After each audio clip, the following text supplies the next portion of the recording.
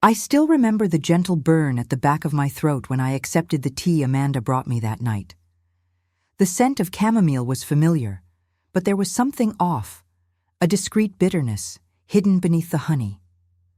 I, Evelyn Parker, had always been cautious, yet blind trust in those who were supposed to protect my old age had made me vulnerable. Within minutes, my eyelids grew heavy, and the whole room spun as though I were nothing more than a burden about to be discarded. When I woke, the brightness of morning was spilling through the tall windows of my mansion in San Diego. But what cut me deepest wasn't the headache or the dry mouth. It was the muffled sound of Amanda's laugh over the phone in the kitchen, as if she had won a silent war. I didn't know it yet. But that night, while my body fought against the stupor, someone had already decided to rewrite my destiny without my permission. The document lay on the oak desk in the office, pages upon pages with my name elegantly forged, as though the pen had obeyed my weakened hand. Property sale. Evelyn Parker. Just those words alone were enough to destroy decades of effort. Every brick built with the work of my late husband, every Christmas memory, and every photograph of my children growing up within those walls. Amanda walked into the room with her rehearsed smile, holding a bouquet of red roses. "You were tired, Evelyn. I only wanted to help. I signed what was needed in your name." Richard agreed. It was the best for all of us. The all of us never included me. I was nothing but the obstacle standing between her and the fortune she believed she deserved.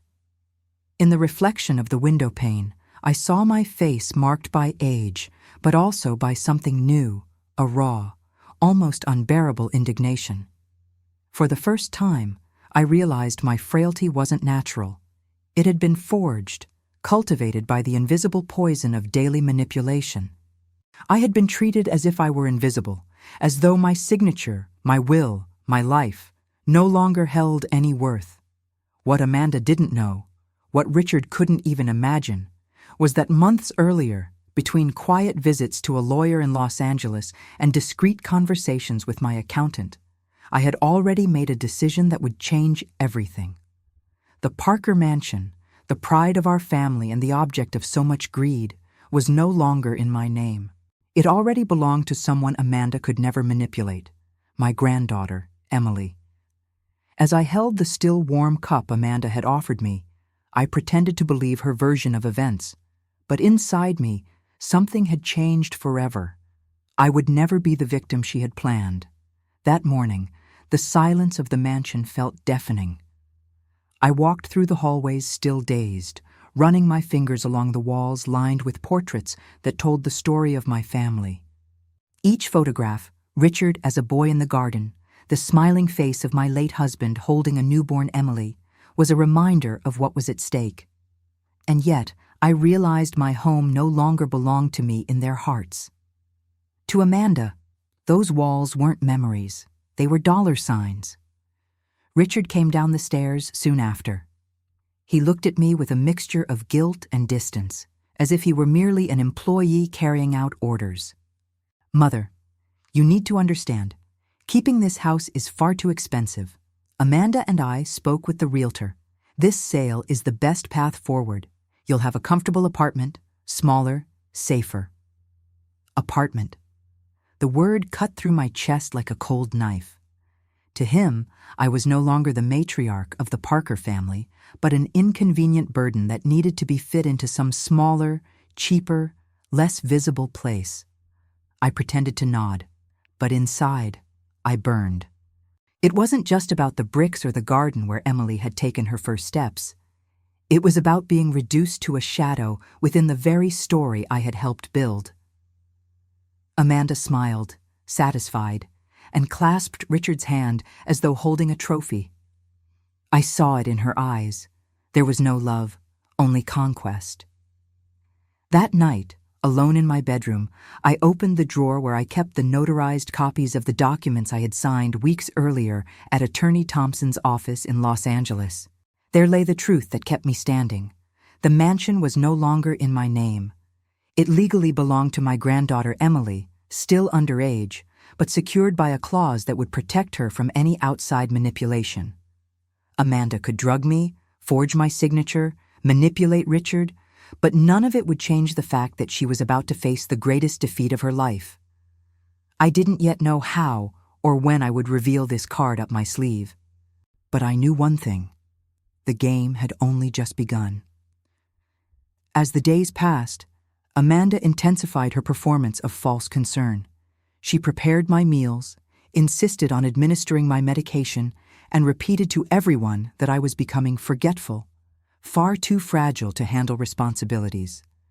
Every word of hers was a dagger hidden beneath the varnish of compassion. At Sunday lunch, in the presence of some neighbors and old friends, Amanda made sure to interrupt me when I tried to share a story from the past. "Oh, Evelyn doesn't remember things so well anymore. But don't worry, I take care of her.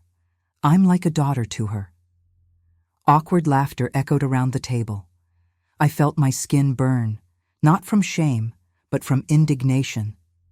I, who had once organized charity galas in that very room, was now treated as nothing more than a forgotten ornament. Richard, silent, merely poured the wine. He avoided my gaze, as if he knew he was betraying not only me, but also the memory of the father who had always valued dignity above all. And Amanda, triumphant, slipped her arm around his shoulder as though sealing a victory. That day, I decided to observe more closely. I wrote down every detail: the calls Amanda made secretly in the garden, the envelopes arriving in her name, the knowing looks she exchanged with a real estate agent who had never before set foot in my home. The pieces were falling into place. At night, sitting on the porch with Emily, who hugged me without realizing the weight of what was happening, I looked out at the golden San Diego horizon and whispered to myself, "Never again. Never again will I allow them to treat me as invisible. Never again will I be drugged into silence. Never again will I let them steal what is mine, or rather, what is no longer mine, but my granddaughter's." The fire of transformation was already burning inside me. Amanda still believed she was in control, but every word she spoke, every manipulation, every attempt to erase me, only strengthened my resolve. The afternoon I discovered the first concrete proof. The San Diego sun burned against the living room curtains, scattering golden reflections across the marble floor. Amanda had rushed out to an important meeting with the realtor. Richard, as always, trailed after her like a satellite with no light of his own. I was alone. Or so they thought. I walked to the office, the same room where I had so often organized my husband's reports, where he used to remind me every signature carries the weight of an entire life. The desk was impeccably arranged, but a poorly closed folder revealed the corner of a brown envelope. Instinct took over. I opened it. Inside, I found printed copies of emails. Amanda had been exchanging messages with a certain Mr. Blake, an attorney from Los Angeles. The sentences were blunt, without pretense. "The sale must be accelerated before Evelyn is in a condition to contest. And Richard has already agreed, but we need the medical documentation to support her incapacity." My breath caught for a moment. Medical documentation? So that was it. It wasn't enough to drug me for a forged signature. They were preparing an entire dossier to declare me incompetent, as though I were a useless burden, an old woman without a voice. My stomach churned. At that moment, I heard footsteps. I hurriedly closed the folder, but left one sheet out of place. Amanda entered, smiling as though she were the lady of the house. "Do you need anything, Evelyn? Would you like me to make your tea?" The sarcasm in her question burned like acid. I looked at her and simply answered, "No, thank you." She didn't realize it, but something inside me had changed. Until then, I had only sensed her ambition. Now I had proof. I was no longer fighting shadows. The betrayal was materialized in papers, stamps, and emails. Later, I sat on the porch with my granddaughter Emily, who was reviewing her college books. I looked at her young face, lit by the afternoon glow, and thought, all of this belongs to her. It is for her that I will resist. Emily still knew nothing. To her, Amanda was just the elegant stepmother, always present at family dinners. But soon, the truth would come to light. That night, I wrote in my journal a phrase that became my mantra. They think they buried me alive. They don't know I am a root. The following days were pure observation. I began paying attention to every detail, like someone assembling a puzzle that had once seemed chaotic. Amanda no longer bothered to hide her urgency. She spoke on the phone in a loud voice, as if she wanted to provoke me. Once, while crossing the main hall, I clearly heard, "As soon as we finalize the sale, Evelyn will be in a specialized facility. Richard has already signed the medical papers. She won't even notice when she's transferred." A specialized facility. That was how they referred to the nursing home they had chosen for me, as if I were an old piece of furniture to be removed from the living room. My blood boiled in my veins, but I held back the impulse. I couldn't reveal anything. Amanda needed to believe I was still deceived. The next morning, I found what I needed to confirm my suspicions. While Amanda was getting ready for yet another of her meetings, she left her purse open on the sofa. Inside, among expensive lipsticks and receipts from La Jolla boutiques, there was a flash drive. I slipped it out discreetly. In my room, I plugged it into the old computer I still kept.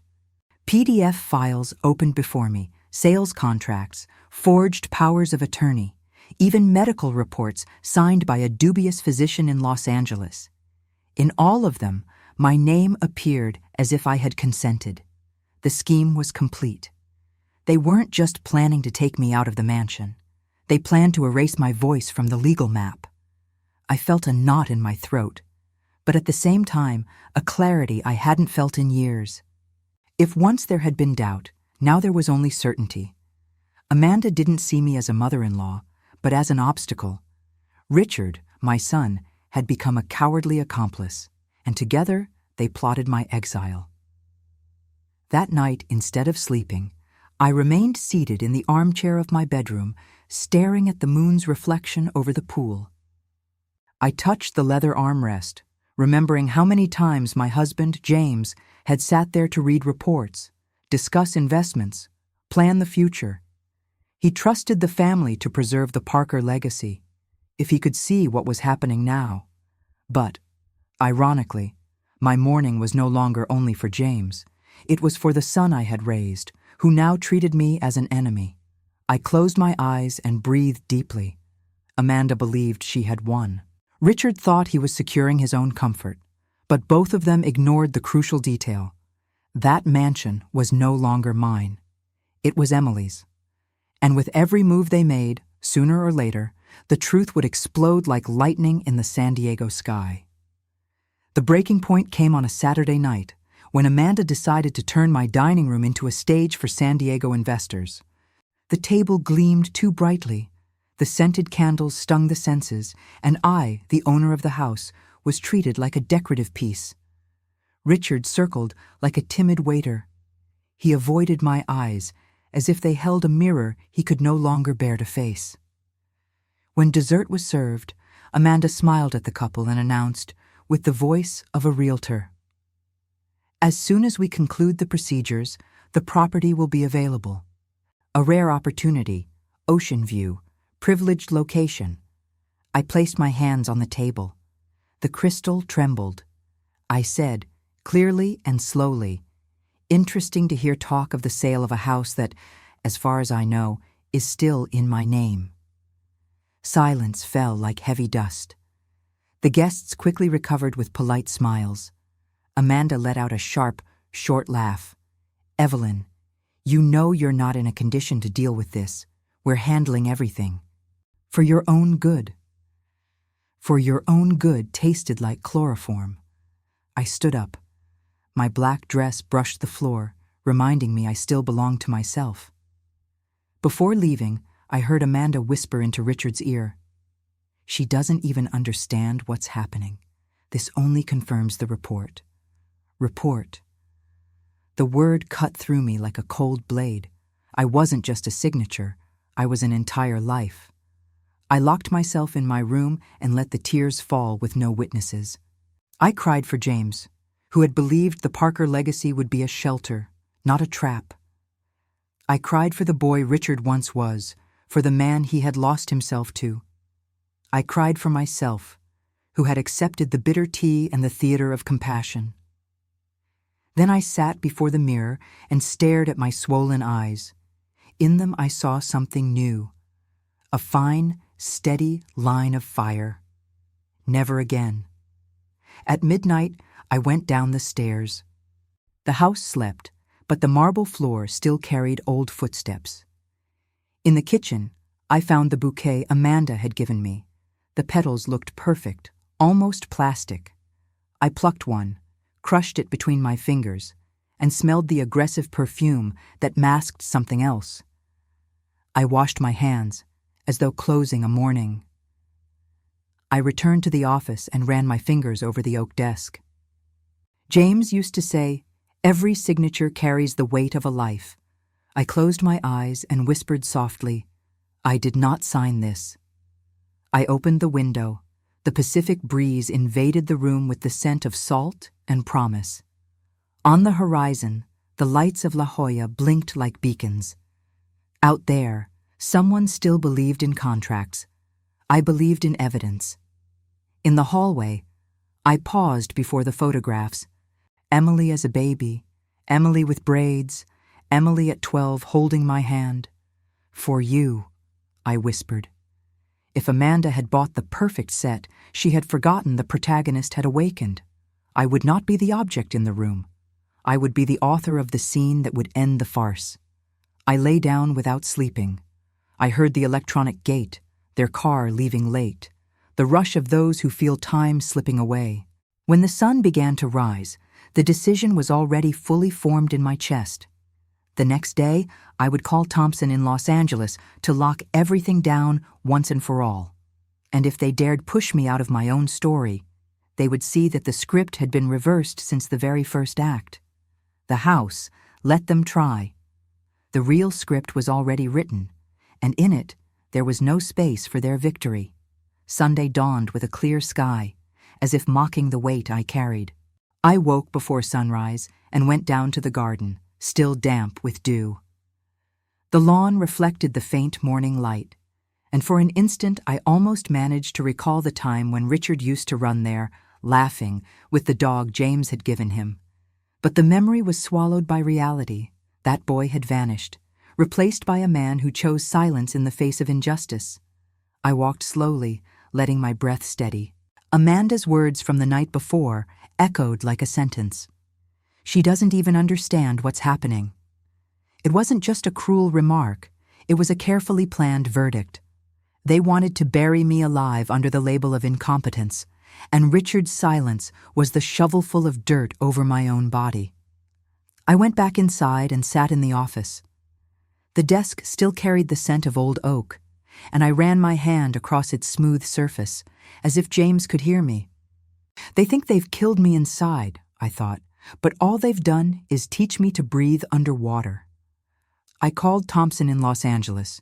He answered firmly, and when I told him about the dinner, his response was clear. "Evelyn, don't worry. The papers are solid. The mansion is already in Emily's name. Tomorrow I'll send fresh notarized copies. If they try to sell, they'll discover they're negotiating something that doesn't belong to them." Those words entered me like fresh air. For the first time in weeks, I felt my chest expand with genuine hope. Later, Amanda appeared in my room without knocking, carrying a glass of juice. She set it down on the side table and smiled with that rehearsed expression. "You should trust me, Evelyn. I know what's best. Soon, you'll be resting in a more suitable place, and we'll take care of the rest." I looked at the glass, remembering the bitterness of the tea from that first night. I didn't touch it. I stood and answered calmly, yet firmly. "You're right about one thing, Amanda. Soon all of this will come to an end." She smiled, believing she had won. But inside me, the decision was already made. I would not be taken to a nursing home. I would not be erased from the story I had built. That very night, I sat down with Emily and revealed part of the truth. I told her about the documents, about the trust in her name, about the web of lies Amanda and Richard were weaving. Her eyes filled with tears, but her voice came out steady. "Grandma, I won't let them take anything from you. We'll fight together."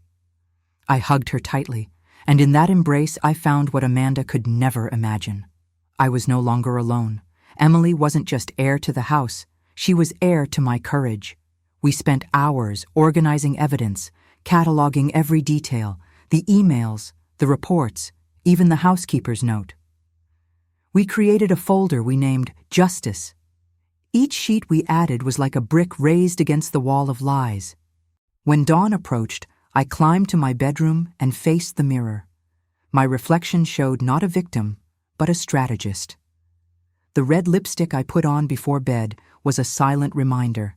I would no longer be invisible.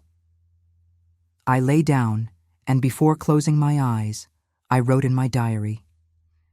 They planned my disappearance in life, but they forgot that roots, when pressed, learn to break through concrete. I fell asleep certain that the time of submission was over. The counterattack was already underway. The next morning, I put on my navy blue coat, the same one James had loved, because he said it made me look imposing, and asked Emily to accompany me to downtown San Diego. The family driver, an old friend who still treated me with respect, opened the door with a knowing look. Perhaps he didn't know the details, but he sensed a battle was underway. We arrived at the Central Bank at 9 sharp. Thompson was already there, with his leather briefcase worn down by time and experience. He greeted me firmly and, in front of my granddaughter, spoke aloud, almost ceremonially. "Mrs. Parker, as we've discussed, the documents confirm that the property in La Jolla no longer belongs to you. It is in the name of Emily Parker, under an irrevocable trust. They can forge signatures, invent reports, manipulate whatever they want, but legally, they have no power at all." Those words echoed inside me like a chant of anticipated victory. I felt my shoulders straighten, my step grow firm. I was no longer the woman drugged before a cup of tea. I was the heir of my own story, handing it to the next generation with the right weapons. We spent nearly 2 hours signing copies, authenticating seals, registering every detail. Thompson was meticulous. "They'll kick and scream, Evelyn. They might try to use the media, perhaps even file for guardianship. But don't worry, I have contacts, evidence, and most importantly, the truth is on your side." Back at the mansion, Amanda was waiting in the hall, arms crossed, eyes venomous. "Evelyn, where have you been so early? It doesn't seem healthy to go out without telling me." I smiled calmly, something that unsettled her. "I went for some fresh air. It's good for the memory." Emily stifled a laugh, and Amanda narrowed her eyes. For the first time, I sensed she suspected she was no longer in control. That evening, I sat before the full-length mirror in my bedroom. I put on red lipstick, the one I had saved for special occasions. Not to please anyone, but to remind myself there was still life, strength, and dignity in the woman reflected there. The mirror no longer showed me a victim. It showed me a strategist. In the days that followed, I began rebuilding something Amanda would never expect. My support network. I called old friends of James, businessmen who still respected me. I gathered them discreetly for afternoon tea in a quiet cafe near the San Diego harbor. When I told them part of what was happening, their expressions shifted from disbelief to outrage. "Evelyn, this is criminal. Don't allow them to silence you. Count on us.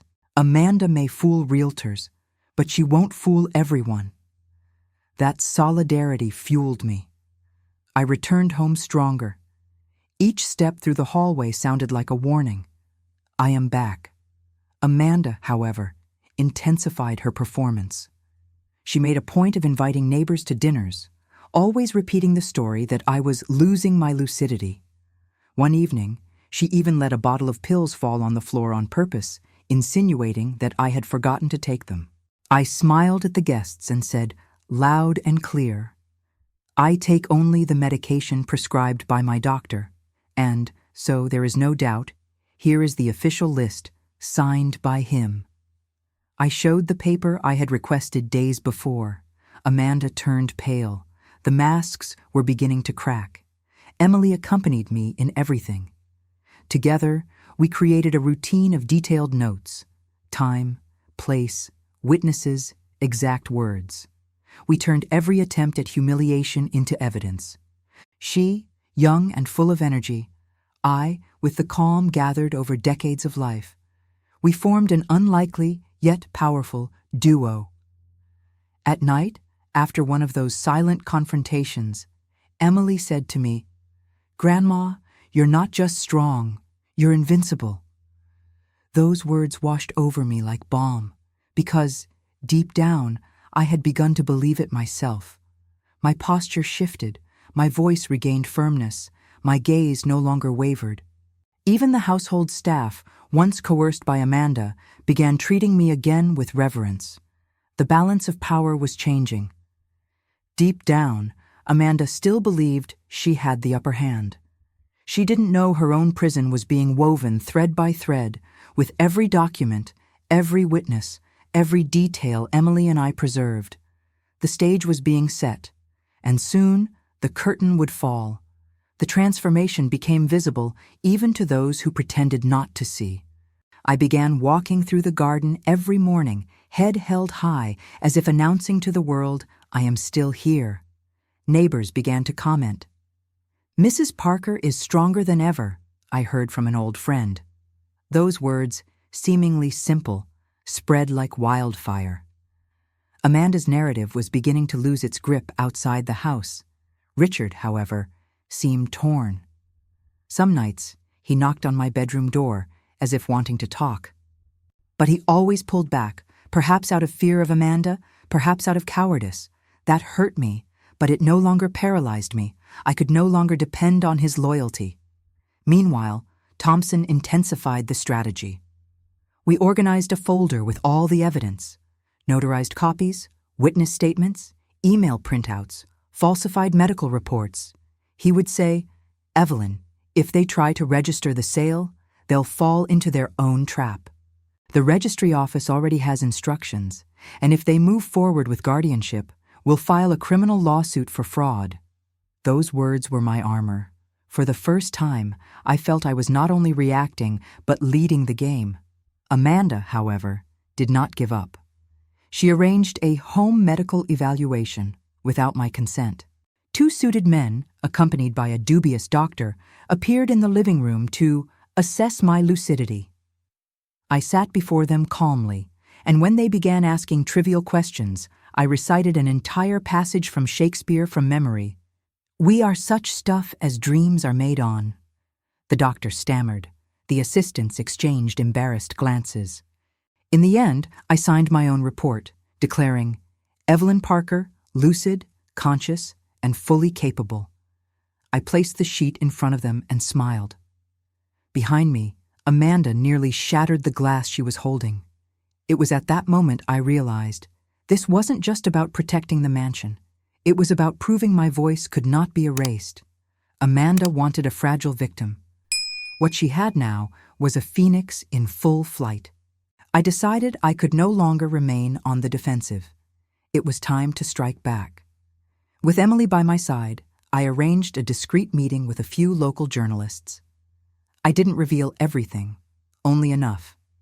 I spoke about how the elderly were often manipulated by family members, about the importance of protecting inheritances with clear legal structures. I didn't mention names, but the article that appeared in the San Diego Tribune a few days later carried my photo smiling beside Emily with the title, "The Silent Strength of a Grandmother Who Protected Her Granddaughter from Greed."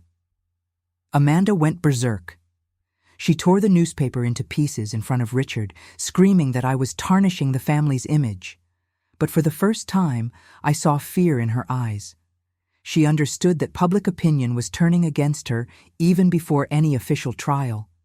Meanwhile, Thompson advanced across the legal board. Meetings with prosecutors, talks with the bank, filings at the registry office. Each step was another trench raised. And I, once only a spectator, was becoming an active piece. I signed, I decided, I participated. The household staff also began approaching me again.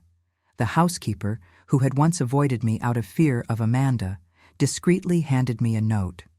Mrs. Parker, I saw Amanda exchanging envelopes with the realtor in secret. I can testify if needed. I kept that piece of paper as though it were gold. That night, during dinner, Amanda once again tried to destabilize me. She placed the plate in front of me and said, loud enough for everyone to hear, "I hope it's to your liking." I made it with all my love. I picked up the fork, smiled, and replied, "I'm certain that soon I'll be able to savor something even better." The truth served at the table. Richard choked on his wine. Amanda turned livid. Emily squeezed my hand beneath the table. The game had changed. I was no longer the drugged woman they thought they controlled. I was now the strategist who, in silence, prepared the stage for their downfall. The morning of the final confrontation arrived like a foretold storm. Amanda had scheduled, without consulting me, a meeting at the house with the realtor and 2 supposed buyers. I could have refused to participate, but I didn't. I chose to be present. It was the perfect opportunity to pull back the curtain and expose the farce before witnesses. When the doorbell rang, Amanda descended the stairs in her red dress as if she were the mistress of the house. Richard followed, silent as always, his eyes lowered. The realtor entered carrying a folder stuffed with papers. I was already in the living room, seated in the main armchair, with Emily and Thompson at my side. The entire scene froze for an instant. "Evelyn," Amanda began, her trained smile on her lips, "we're just finalizing the details. It will be quick and painless for you." I didn't respond. Thompson stood, opened his briefcase, and spread across the central table a stack of notarized documents. The sharp sound of the papers cut through the air. "Before any signature or negotiation," he said firmly, "something must be made absolutely clear. This property no longer belongs to Mrs. Evelyn Parker. Since last year, it has been legally registered in the name of Emily Parker. Any attempt to sell without her consent constitutes fraud and is subject to criminal prosecution." The realtor turned pale. The buyers exchanged uneasy glances. Amanda tried to laugh. "This is a mistake. Evelyn doesn't know what she's saying. She's being manipulated." I interrupted. For the first time, my voice rang louder than hers. "Enough, Amanda. You're the one who tried to drug me, who forged reports, who told the neighbors I had lost my lucidity. It will no longer be me who stays silent." I laid out the printed emails, the PDFs from the flash drive, the housekeeper's note. Each piece of evidence fell onto the table like a judge's gavel. The realtor immediately stood, "I cannot be part of this," and hurried out, followed by the buyers. Amanda turned ashen. Richard, pale as a ghost, muttered without the courage to meet my eyes. Emily squeezed my hand. Thompson packed everything back into his briefcase and concluded, "Mrs. Evelyn is not alone, and now all of you know it." In that moment, I realized the victory wasn't only legal, it was moral. I had regained my voice, and nothing would ever be the same again. Amanda's explosion came seconds after the realtor left. She hurled the folder against the wall. The sharp sound cracked through the room like a whip. "You ruined everything, Evelyn," she shouted, her eyes blazing. "I gave years to this family. I deserved this house, this money." I drew a deep breath, keeping my spine straight. "You confused presence with possession," I replied. "Caring is not controlling. Loyalty is not currency." My heart pounded loudly, but my voice came out clear, as someone who, at last, stood at her full height. Richard, pale, attempted a frail defense. "Mother, I didn't know it would go this far." I held his gaze one last time, searching for the boy in the garden. "You knew enough to stay silent," I said, "and whoever stays silent in the face of injustice becomes part of it." He lowered his eyes. Amanda took 2 steps forward and stopped when Emily placed herself in front of me, shoulders squared, chin lifted. "Enough," my granddaughter said. Thompson stepped forward, his hand on the briefcase. "You will have the rights that the law guarantees," he told Amanda. "But the law doesn't call fraud a right, nor drugging an act of care." She tried to laugh, short and tense. "Manipulative old woman," she spat. "You poisoned your son against me." I smiled without joy. The only poison here was the one you served me in the tea. The silence that followed was more eloquent than any speech. The doorbell rang. 2 San Diego police officers entered, resolute. One officer asked for documents. The other collected the notarized copies, the flash drive, the suspicious medical reports. Amanda erupted. "You can't take me away. I am the wife." The officer answered calmly. "You will give your statement." "Cooperate?" She hesitated, looked at Richard, and fell silent. As they led her out, she turned. "This isn't over." I smiled lightly. "For you, it's just beginning." The house exhaled. I drank water slowly, feeling my body return to me. Richard sank into the sofa. I don't know how I let it come to this." I sat in the armchair. "It begins slowly," I replied, "with small concessions, with the courage we keep saving. There are still choices." He wept silently. I didn't touch him. Emily knelt at my feet and clasped my hands. "Grandma, it's over. You're safe. We are safe." I stroked her hair. "The fear is over," I corrected. "Now the cleansing begins." Thompson confirmed protective measures, bank audit, charges for forgery, attempted fraudulent guardianship, and poisoning. I walked to the window facing the Pacific. The wind brought salt and an ancient clarity. I touched the glass. Behind me, the house became a home again. Footsteps without fear, doors no longer spying, light no longer wounding. The piano, mute for weeks, seemed to ask for a chord. I sat and played 3 simple notes. It wasn't a thunderous victory. It was peace. Peace has a quiet sound, but it fills everything. When I stood, I found Richard standing. "Can I fix anything?" he asked. I thought of harsh answers, but chose the true one. "You can start by telling the truth. Then, by upholding it." He nodded, small and human. Emily smiled without triumph.